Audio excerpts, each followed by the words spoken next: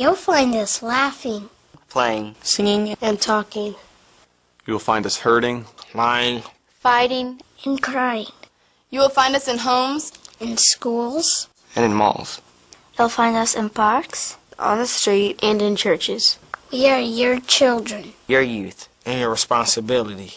The call of the world continues to weaken the influence of our families and the church over us. It is becoming harder and harder for us to hear the message of God's love. The time is right for a decade-long emphasis on the children and youth of our world. We don't need another program. We don't need more events. Or church camps. We need a church that will minister to us and incorporate us into the church family through a wide variety of means and methods. We want and need opportunities to minister to others in ways consistent with our ages, development, abilities, and spiritual gifts. We are disciples in training, not disciples in waiting. Please don't underestimate us. We are the church of today and the church of the future. But you're in danger of losing us. You're losing us. You're losing us. You're losing us. You're losing us. You're losing us. You're losing us. You're losing us. You're losing us. You're losing us. You're losing us. Will you do whatever it takes to reach us? Will you set aside your differences and meet us where we are?